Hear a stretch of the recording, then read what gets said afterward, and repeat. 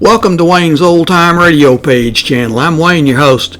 These programs are brought to you by support of our listeners. You can give your support at Patreon or PayPal, either one. There's clickable links in the description below. Thanks for your support and enjoy the shows. From Hollywood, it's time now for Johnny Dollar. This is Carol. Oh, hello, Carol. I've made the arrangements for us to go to the seance tonight with Madame Morgana Morgana. Good. What time? 8 o'clock. Only it's across the river in New Jersey. Will you have dinner with me? I'd love to. But we'd better make it pretty early. Pick you up in your penthouse at 6? I'll be waiting, Johnny.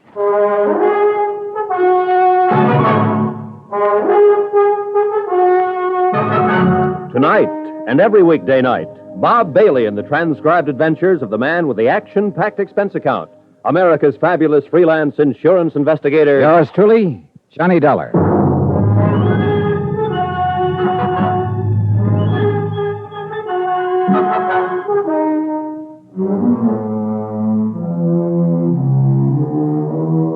Expense account submitted by Special Investigator Johnny Dollar, location New York City.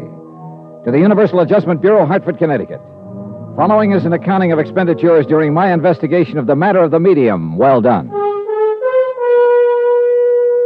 Some pretty strong pressure was being put on Carol Sharpe to change the beneficiaries of her $110,000 life policy.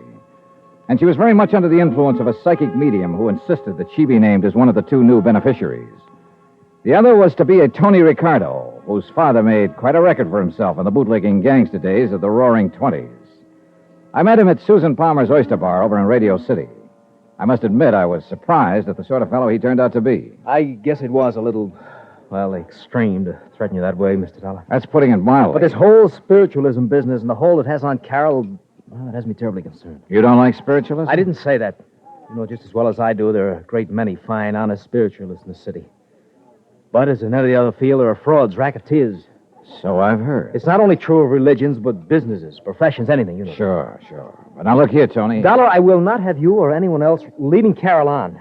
This medium who's already has such a hold on her. Do you understand? Pardon me, Tony. Your background is showing. What? I say come off it. This kind of act won't work.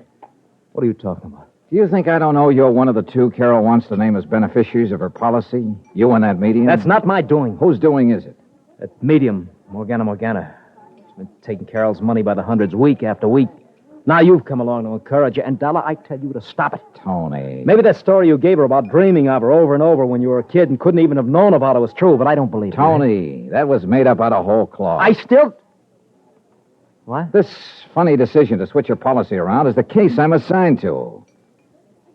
Wait a minute, you mean that... Yes. I had to meet her somehow, so I used that device, knowing she might fall for it because of her implicit belief in such things. Yes, but now you're encouraging this whole thing. You're even going to see this Morgana with her tonight. Because if she is a phony, it's the only way I can show this to Carol. Well? I hope and pray that you can, Mr. Dollar. Some of the best psychic investigators in the country have been stumped by her. How are you going to go about it? I won't know until I've seen her operate. Even then, I may not know. Or maybe this medium isn't a fraud. Oh, come on, of course she is. But you can't prove it. But you or somebody must. Carol will change her policy and then turn up dead. Won't be easy, Mr. Dollar. I've attended these seances with Carol, many of them. There have been times when I've almost been convinced myself. Waiter, some more coffee, please. No more for me, thanks. You're going to need it, Tony, because I'm going to keep you here until you've told me every detail you can remember of this Madame Morgana Morgana seance procedure. All right, I'll help you all I can. You'd better. I'm still not forgetting that if I fall down on this job, you'll cut into Carol's insurance for a neat $30,000, in spite of your sweet talk. I'll say this for Tony Ricardo. He was thorough, and I began to believe that he was serious in his concern for Carol. Item 12, 10 cents, one fold call to Tommy Green. No, Johnny, no trouble at all in getting the rundown on Carol's family that you asked for. Keep talking. Apparently they're doing all right there in Mauchunk, PA. Neither the mother or two brothers will ever have to really get out and dig for a living. They're all man left and well set up, huh? Yeah. One of the boys, Harold's, turned out pretty well. Works in some office over there, even though he doesn't really need to. What about the other boy? That'd be Dave, the black sheep of the family. Travels with a fast crowd, tears around the country in a sports car, that sort of thing. Oh. Right now, he's somewhere here in New York, just playing around. But, Johnny, are you getting anywhere on this case? Yeah, Tommy, I think I am. Especially after what you just told me. Huh? Item 13, another phone call, this time to Sergeant Randy Singer at 18th Precinct Headquarters. Yeah, Johnny? Got a real easy one for you. What's that? Find a man. Name is David Sharpe. Home address, Mock-Chunk, Pennsylvania. Chunk, Pennsylvania. Got it. Description? None, though he's probably in his 20s. Well, that's not And he's enough. probably staying at a hotel here in the city. Well, yeah, but where? What part of the city? Let me know when you find out, will you? Yeah, now, wait a minute, Kate. Expense account item 14, $106.80, and it includes cabs to several camera shops. One miniature camera with an f2 lens, a couple of rolls of special film, some very special flash bulbs, and a tiny flash holder. Item 15, taxi back to the towers to clean up and dress for my date with Carol. Then the phone rang. Johnny Dollar. We located David Sharpe for you, Johnny. Just dumb luck. Now, who knows, Randy? Maybe you're psychic. Nah, leave us not have that stuff. Where is he? Found him staying at the third hotel we called, the Aberran over on East 53rd Street. Not 2 blocks from that palatial joint where you're staying. Is he there now? No, but he always comes in just before dinner time. You still haven't told me why you're interested in him. I'm not sure myself. But do me a favor, will you? Like what? When he shows up, put a tail on him. I want to know where he goes, how long he stays, and when he comes back. But you won't say why? Not until I'm sure I know why. Thanks, Randy. Yeah, but I haven't said Thanks, boy. Dinner with Carol could have been one of the pleasantest things in years. But I'm afraid I was preoccupied with matters at hand and she with anticipation. She's promised to try to hear from Daddy again tonight. Oh, Johnny, I so want to speak to him again. Finally, I signed the check. We hopped into a taxi and headed across the river to the Jersey side. We ended up at a rather plain but nice home somewhere on the outskirts of, I guess it's Union City. We were met at the door by a matron of about 45, I should say, who looked like an ordinary, respectable housewife, except perhaps for her quick, discerning eyes. Good evening, Carol, my dear. Oh, and you must be Mr. Johnny Dollar. Yes, Madame Morgana Morgana? Yes. Do come in and meet the others who are here to form the circle tonight. Thank you. Carol? Thank you. Carol told me nothing about you except your veridical dreams of her. An amazing experience, isn't it? Perhaps you're really psychic. Oh, I doubt that.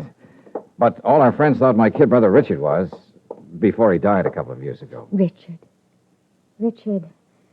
That name has been haunting me ever since Carol telephoned. You don't suppose... What, Madame? Oh, no, of course not. Now, here in the parlor are the others who will be with us tonight. May I present Mr. Johnny Dollar, Mrs. Dorothy Jessup, How do you do? Mr. John Price, Hello. Mr. Samuel Froelich. And, of course, you all know Carol Sharpe. Good evening. I see no reason why we shouldn't start. The atmosphere has seemed almost electric tonight. Very conducive to good contact with the, shall we say, the netherworld. And, oh, yes, you may smoke if you like, Mr. Dollar. We're very informal. Oh, I'm sorry. Just sort of a nervous habit, I guess, flicking this lighter. Oh, incidentally, I hope you tell these people of your dreams after we're finished with... Oh, dear. The atmosphere is tense. We should begin right away. Well, yes, I'll turn on some low music. The 6 of us sat down in a small circle.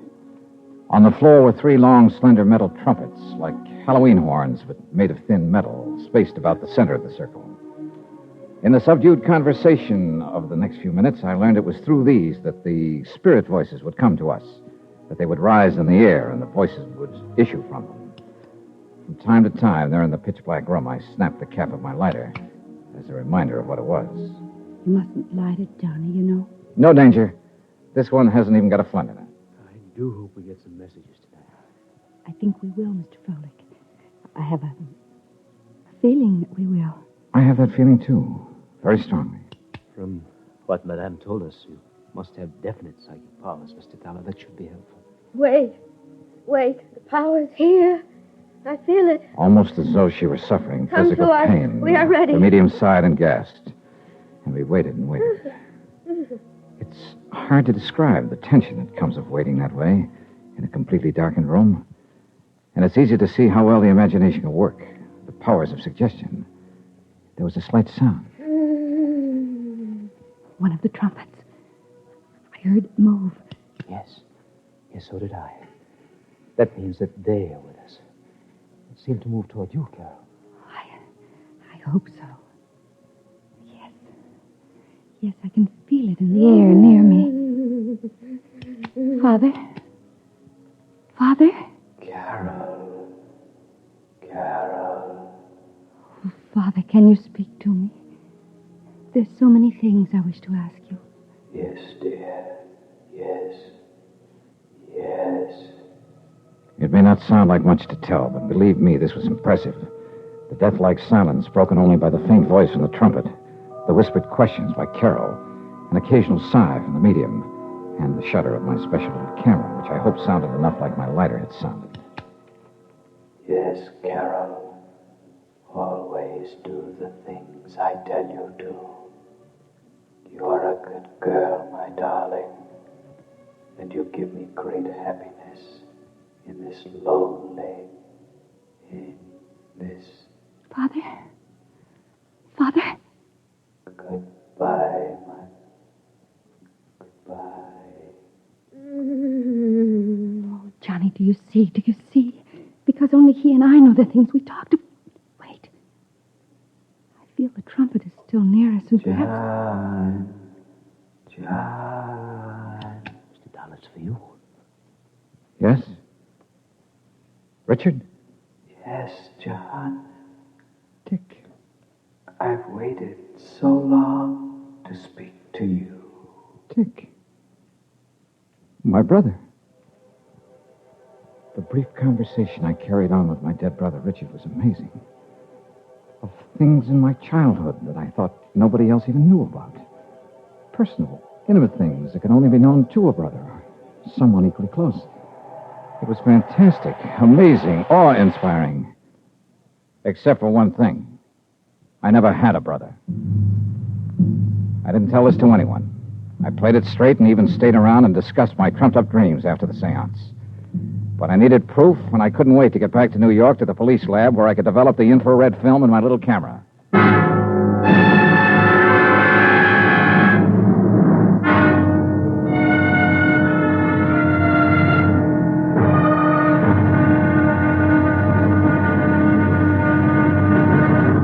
Now, here's our star to tell you about the final intriguing episode of this week's story. Tomorrow, the wind-up. And a bit of heartbreak for a very chastened girl. Join us, won't you? Yours truly, Johnny Dollar.